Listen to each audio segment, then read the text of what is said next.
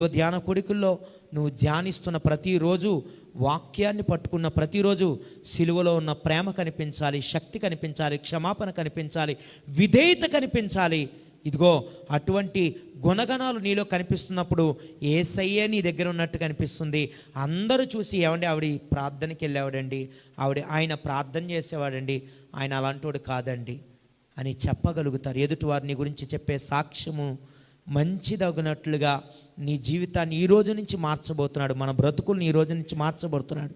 దేవుడు ఇంకా ఉన్నతమైన ఆశీర్వాదాలు ఇవ్వబోతున్నాడు. అందరం కూడా వాటిని జ్ఞాపకం చేసుకోవాలి. ఇంకొక మాట మీకు చెప్తాను, వినండి. పరిశుద్ధ గ్రంథంలోంచి కొలస్సీలకు రాసిన పత్రిక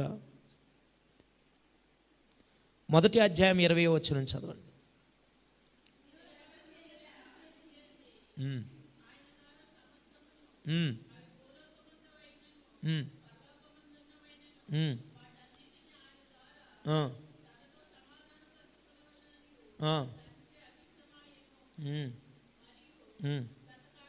దేవునికి స్తోత్రం, హల్లెలూయా. ఇందాక చెప్పాను కదండి, సంధి చేసుకోవడానికి. ఇప్పుడు మనం ఒక్కొక్కరితో విరోధం పెట్టుకుని, ఏమన్నా నేను ఆయనతో మాట్లాడినాను మీరే చెప్పండి వెళ్ళి, నేను ఆవిడతో మాట్లాడినండి మీరే చెప్పండి వెళ్ళి. ఒక్కొక్కరికి ఆ సంధి ఏంటో కుదరదు, ఆ సమాధానం లేక ఆ పరిస్థితులు అన్నీ కుదరదు. కానీ దేవుడు ఉంటే నీ జీవితంలో ఈ రోజున ప్రార్థించడం ద్వారా దేవుడు నీ దగ్గరికి వస్తే వెంటనే నీవు ఐక్యపడిపోతావు. వెంటనే నీలో ఏం కనిపిస్తుందంటే దేవుని ప్రేమ కనిపిస్తుంది, దేవుని యొక్క సమాధానం కనిపిస్తుంది.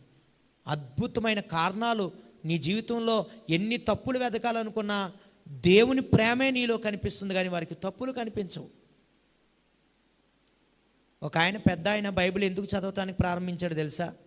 తప్పులు వెతకడానికి ప్రారంభించాడు. తప్పులు వెతకడానికని ప్రారంభించాడు బైబిల్ చదవటం.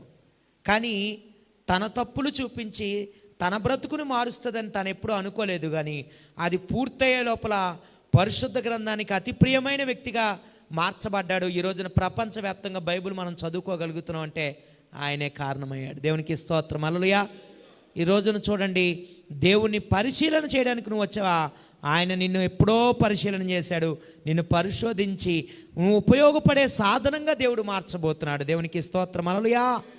ఆయన ఒక క్యాంప్ పెట్టాడు. ఏంటో తెలుసా? Medical camp. 40 రోజుల మెడికల్ క్యాంప్ ఇది.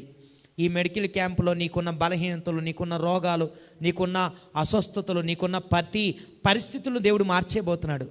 ఏమండి, ఒక ఆయన చెప్తున్నాడు, మెడికల్ క్యాంప్ పెట్టేవాడిని, అందరిని తీసుకురండి, రోగాలతో ఉన్నవారు అందరిని తీసుకురండి, జబ్బులతో ఉన్నవారు అందరిని తీసుకోండి, గుండె జబ్బులు ఉన్నవారిని తీసుకురండి, ఫ్రీ ఆపరేషన్స్, ఫ్రీ ట్రీట్మెంట్లు, కళ్ళు కనిపించిన వాళ్ళు తీసుకురండి అని అంటూ ఉంటారు. అంటే శరీరంలో ఉన్న